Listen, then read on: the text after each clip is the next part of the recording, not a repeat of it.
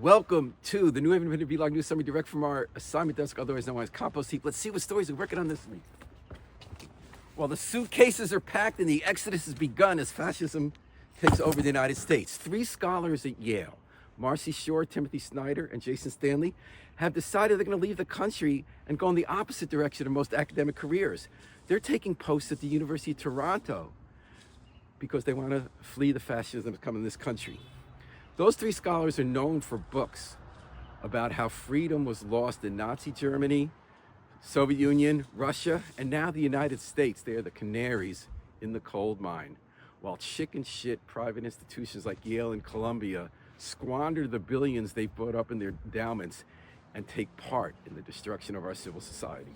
Well, this is a bunch of bananas, and I'll tell you what else is bananas. The way we value property in the city, and as a result, who's benefiting and who's not from the gold rush on luxury properties and housing for the poor. 50 Liberty Street is the latest example in a story by Tom Breen in The Independent. It just sold to a Fairfield County investor for $492,000. That property began flipping. It's a multifamily house, low income, run down, in 2021 for just $124,000. So these people have made 4 times the price. They're rolling it in, and they haven't improved the property. It's still run down. But the city still taxes it as though it's worth $217,000, less than half of what it actually sells for. Why? Because we use a method that doesn't work, comparative sales, which aren't comparative at all, and always seem to benefit the buyer. They don't use the income method, which would be how much they collect in rent and are actually making, which is why they're paying so much. It's bananas.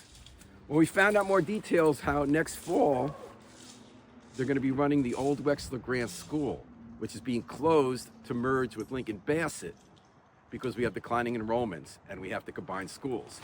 The school board's decided to create an alternative school there for middle schoolers having trouble in regular schools. We found out that they're going to start with 30 students, eventually maybe add some high schoolers.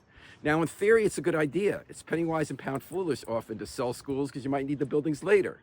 And it's good to help kids who need alternative pathways. The problem is that we can't take care of all these schools. We spent $1.7 billion rebuilding all our schools, including Wexler Grant, and then we didn't keep them up. From the start, they had problems. The HVAC didn't work. Kids were coming in jackets to Wexler Grant or had to be sent home because HVAC didn't work. Given that we don't have as many students, I think it would make sense to sell some of these buildings, and then if you want to start a small program, combine it where we have existing facilities. Excuse me, I got a call here. Oh, it's not for me, I'm listening in.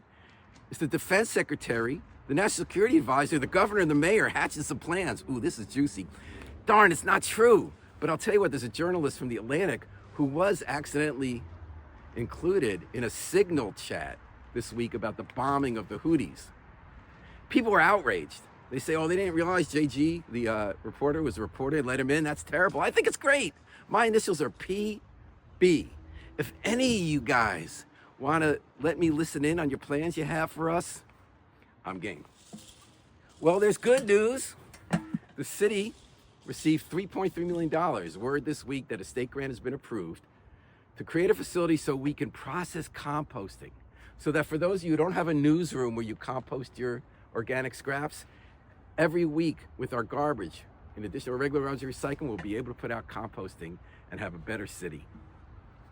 Till next time, this is the New Haven Independent Vlog News Summary. Remember, always pick up and recycle your trash while we still can.